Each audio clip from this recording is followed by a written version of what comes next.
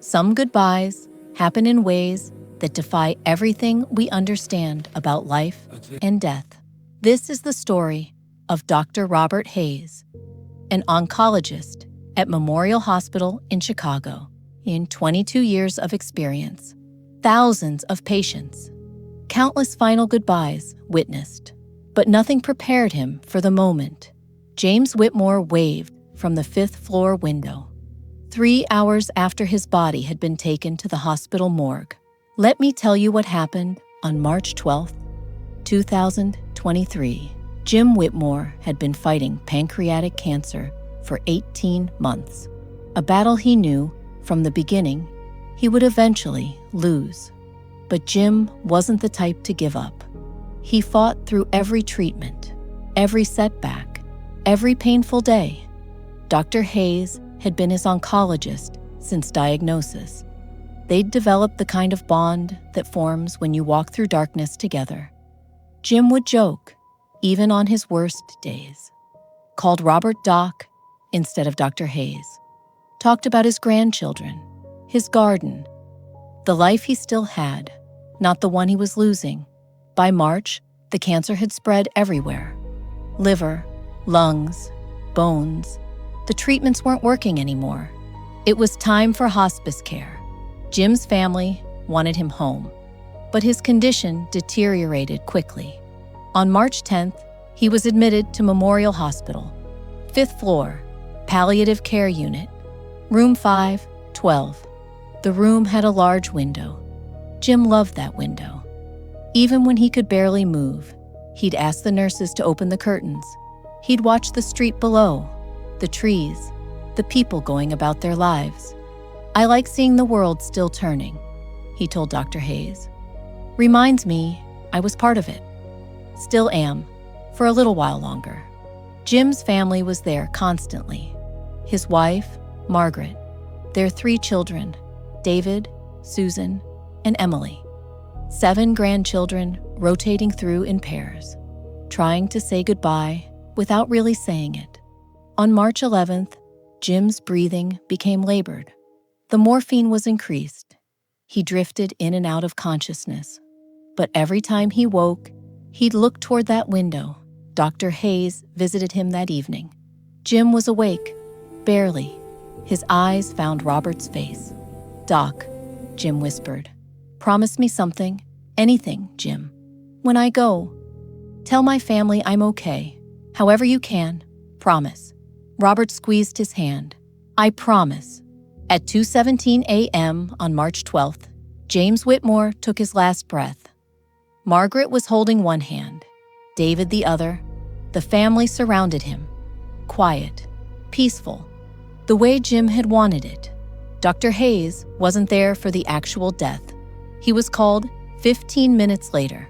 Pronounced Jim deceased at 2:45 a.m. Offered condolences to the family.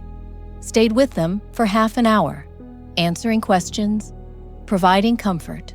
The body was prepared for transport to the morgue. Standard procedure.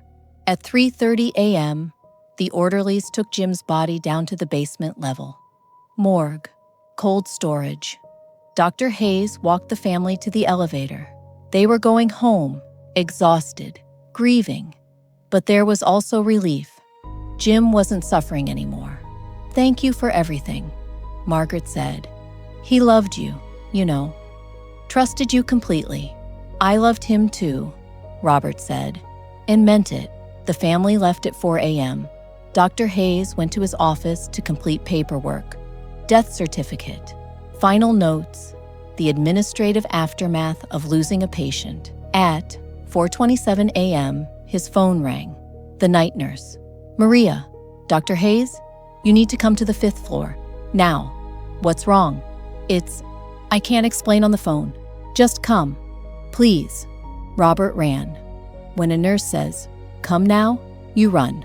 Maria was standing outside, room 512. 3 other nurses with her. They all looked shaken. "What happened?" Robert asked. Maria pointed to the window. The large window Jim had loved so much. The Whitmore family. They're outside, in the parking lot. They called up here. They're seeing something. Someone. In this window. Robert felt cold. What do you mean seeing someone? They say they see Jim, standing at the window, waving. Dr. Hayes looked at Maria, at the other nurses. They weren't joking. They looked genuinely disturbed. That's impossible, Robert said. Jim's body is in the morgue. I signed the paperwork myself an hour ago. I know, Maria said. But the family is down there, right now, and they're calling saying they see him. Robert went to the window, looked down. 5 floors down, in the parking lot, the entire Whitmore family stood in a cluster. Margaret, David, Susan, Emily, even some of the grandchildren, all looking up at this window, at this exact window. Robert's phone rang. Margaret's number. Robert? Her voice was shaking. Robert, I know this sounds crazy, but Jim is at the window in his room. He's waving at us. Margaret, I'm in the room right now. There's no one here. I can see him, Robert. We all can see him. He's wearing his blue pajamas, the ones we brought him. He's smiling. He's waving. Robert looked around the empty room. Bed stripped. Medical equipment removed. The window curtains open, just as Jim had liked them. Margaret, Jim's body was taken to the morgue over an hour ago. I know what I'm seeing, Robert. We all see it. David, look at your father. Tell Dr. Hayes what you see. David's voice came on the line. Steady, rational. David was an engineer, not prone to imagination. Dr. Hayes, I'm looking at the 5th floor window, room 512. I can see a figure, male, in blue pajamas. He's standing at the window, right side, and he's waving. Slow waves, like he's saying goodbye. David, I'm standing at that window right now. There's nothing here. Then how do I know you're standing at the window? I can see someone there, moving around. Robert stepped back from the window. Now, the figure is still there, waving. Robert's rational mind was fighting this. There had to be an explanation. Reflection, light playing tricks, grief-induced hallucination. But 7 people? 8? All seeing the same thing. I'm coming down, Robert said. He left the room, took the elevator down, walked out to the parking lot. The family was still there, clustered together, all looking up at the 5th floor. Margaret grabbed his arm when she saw him. You see it now? Tell me you see it. Robert looked up. 5th floor, room 512. The window he'd just been standing at. And there, clearly visible even from this distance, was a figure, silhouetted against the room's dim emergency lighting. A man, in what looked like pajamas, standing at the window, waving. Robert's breath caught. He was seeing it. He was actually seeing it. That's Jim, Margaret whispered. That's my husband. The figure waved again, slow, deliberate, the way Jim used to wave at his grandchildren. That same gentle motion. Then, impossibly, the figure seemed to blow a kiss, a gesture Jim had done every night to Margaret for 47 years. Margaret started crying. Not sad crying. Something else. He's saying goodbye. He's really saying goodbye. Robert pulled out his phone, called the morgue. The night attendant answered. This is Dr. Hayes. I need you to check on a body. James Whitmore. Brought down about an hour ago. Shuffling sounds. Then, yeah, he's here. Cold storage drawer 12. Why? Can you physically confirm the body is there? You want me to open the drawer? Yes. More sounds. A sliding sound. Metal on metal. Then silence. Dr. Hayes? Yeah. Body is here. Tag matches. James Whitmore. What's this about? Nothing. Thank you. Robert hung up. Jim's body was definitely in the morgue, but the figure in the window was still there. still waving. Susan, Jim's youngest daughter, stepped forward, pulled out her phone, started recording. "I need to capture this," she said. "No one will believe us." She recorded for 30 seconds, then looked at her phone screen, frowned. "It's not there." "What?" Emily looked over her shoulder. "On the video, the window is empty, but I can see him right now with my eyes. He's there." Robert looked at his own phone, opened the camera, pointed it at the window. On the screen, the window was dark, empty. But when he looked with his naked eyes, the figure was clearly visible. The figure waved one more time, then placed both hands over his heart, a gesture of love, of completion. And then, like a light switching off, it was gone. The window was empty. The family stood in silence for a long moment. Then, Margaret spoke, her voice clear and certain. "He's okay, wherever he is. He wanted us to know he's okay." Dr. Hayes stood in that parking lot for another 10 minutes after the family left, staring up at the empty window, trying to make sense of what he'd just witnessed. 7 people, 8, counting himself, all saw the same thing. All saw Jim, waving, saying goodbye, but cameras captured nothing. And Jim's body was in the morgue. Robert went back inside, took the elevator to the 5th floor, walked to room 512. The door was open, the room still empty, still dark except for emergency lighting. He walked to the window, looked out at the parking lot below. From this angle, he could see exactly where the family had been standing, where they'd all been looking up. There was no way to fake what they'd seen. No projection, no trick of light. The room had been empty the entire time Robert was in it. He'd been standing right here when they reported seeing Jim. Maria found him there 20 minutes later. "Dr. Hayes, are you okay?" "I don't know what I am, Maria." "What did you see down there?" Robert turned to face her. "I saw Jim, standing at this window, waving." Maria didn't look surprised, just nodded slowly. "This isn't the first time." "What?" "This floor, this wing, palliative care. We see things, hear things. We don't talk about it much. Who would believe us?" "Tell me." Maria sat down in the room's empty chair. "Last year, a woman named Patricia, room 509, she died on a Tuesday morning. That night, her daughter came back to collect some forgotten items. She saw her mother in the window, waving goodbye. Did anyone else see it?" "Yes, the daughter, I'm here. Her What's husband, the situation?" a security guard who was doing rounds outside. 3 witnesses. Why didn't anyone report this? To who? Hospital administration? They'd think we were crazy or making it up. So we remember. We tell each other quietly, and we honor it. Robert sat down. 22 years as a doctor, 22 years of scientific training, of believing only in what could be measured and proven.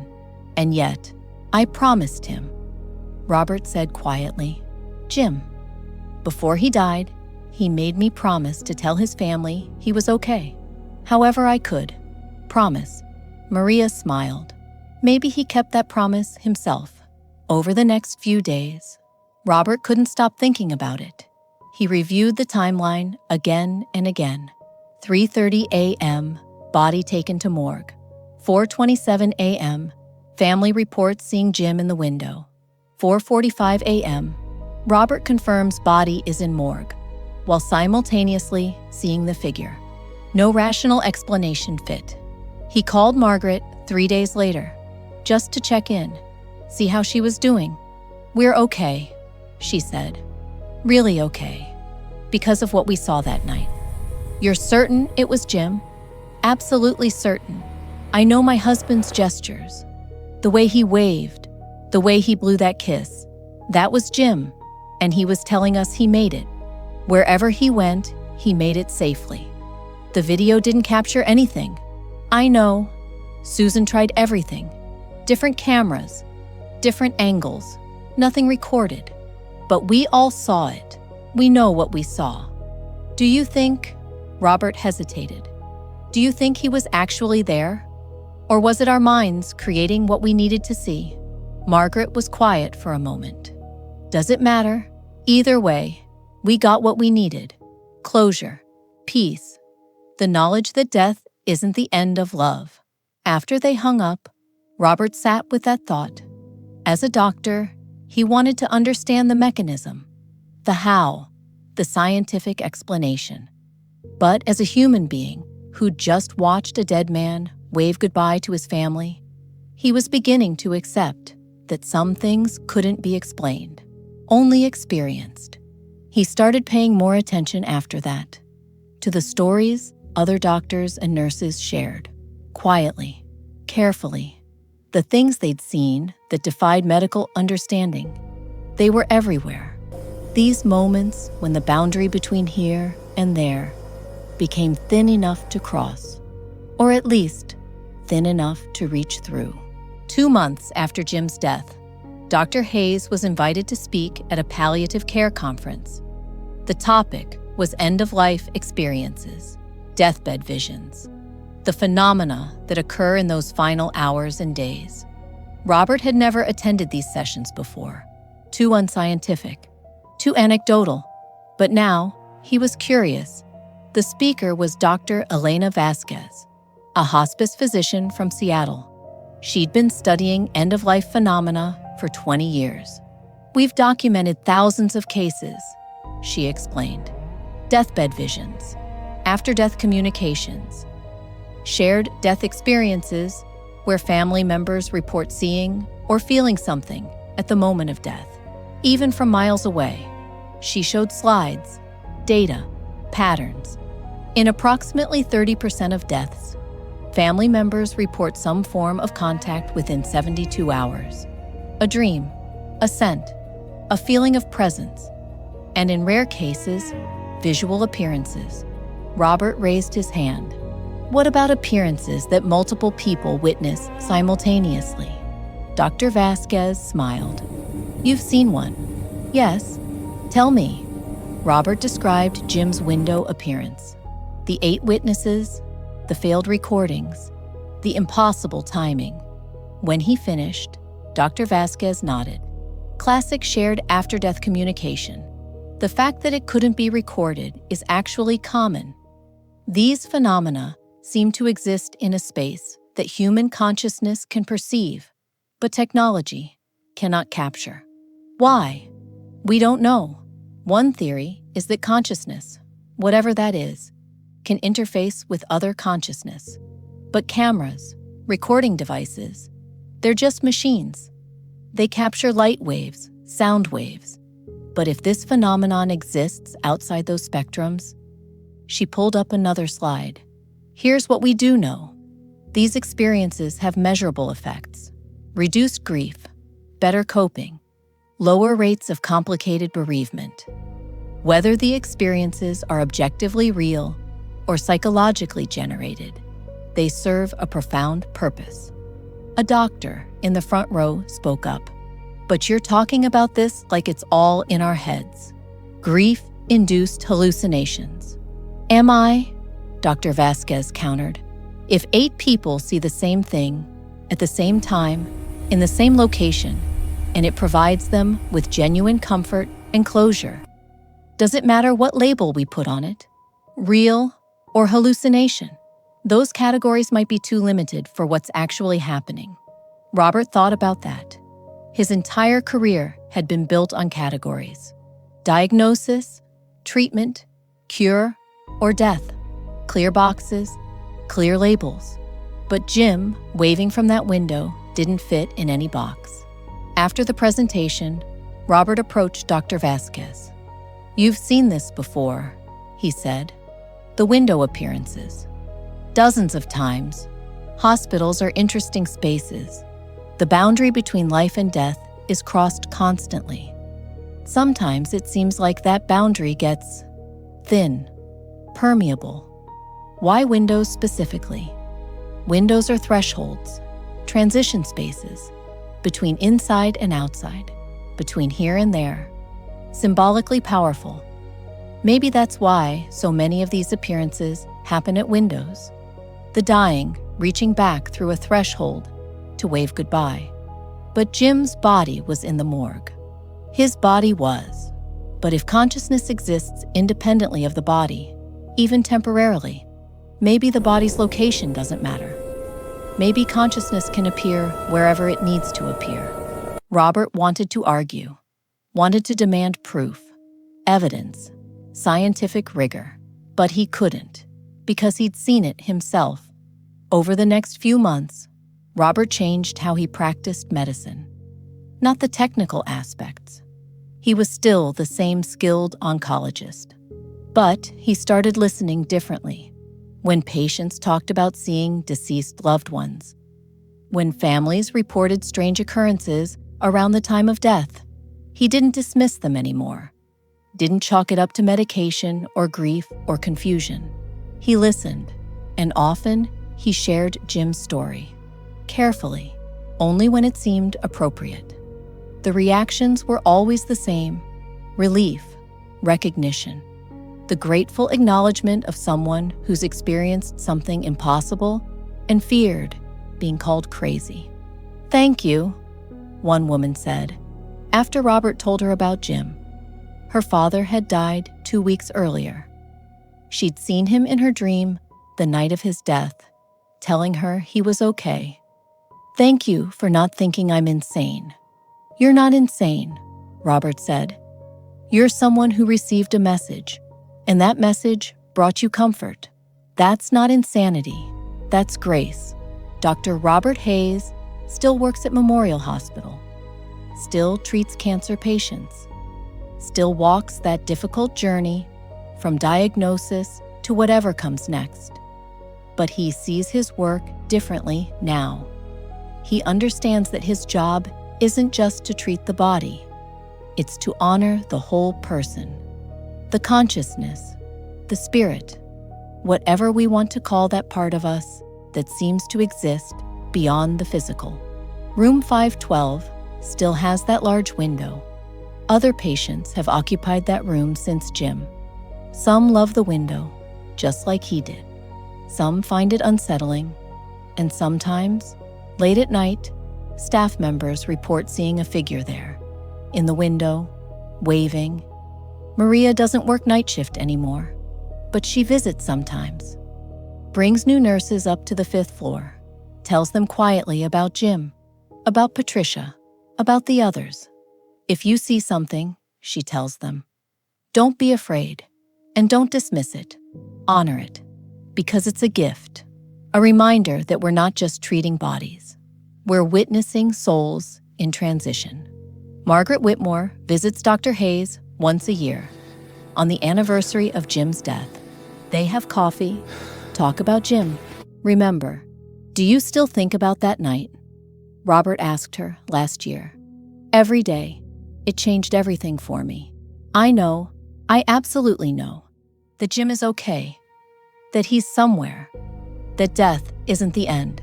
Do you think he's still watching? Still there? Margaret smiled. I think he moved on.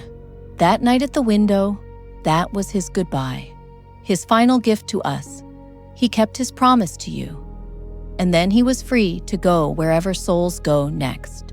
Robert thinks about that often. About promises kept from beyond death. About love that transcends the boundaries we think are absolute. He's become something of an expert on after-death communications. Not officially. He doesn't publish papers or give lectures. But other doctors call him. Nurses reach out, sharing their own experiences, seeking validation, understanding. And Robert listens every time because he knows what it's like to see something impossible and question your own sanity. You're not crazy, he tells them. You witnessed something, and that something matters. The Whitmore family has grown since Jim's death. 2 new grandchildren, more love in the world, and they all know Jim's story. The children who were too young to be there that night have heard it from their parents. Grandpa Jim waved goodbye from heaven. the youngest granddaughter says. And in a way, she's right. Robert has never seen Jim again. Not in the window, not in dreams, not anywhere. But he doesn't need to. That one moment taught him everything he needed to know. That consciousness, love, spirit, whatever name we give it, doesn't end when the heart stops. It continues. It reaches back. It finds ways to say goodbye. And sometimes, if the veil is thin enough and the love is strong enough, it waves from windows, impossible windows, saying, I'm okay. I made it. Don't grieve too hard. I'm still here, just differently. If you've ever seen something you couldn't explain, if you've ever felt the presence of someone you've lost, if you've ever known, with absolute certainty, that your loved one found a way to reach back and touch you one more time, you're not alone. You're not imagining it. The boundary between life and death is thinner than we've been taught, and love is stronger than any boundary. Jim Whitmore taught Robert that. With one wave, one impossible, beautiful wave from a window on the 5th floor. Thank you for listening to Jim's story, and Robert's story, in the story of everyone who has ever received a sign from the other side. If this touched you, there are more stories like this. More moments when love reached across the impossible. Subscribe to hear them.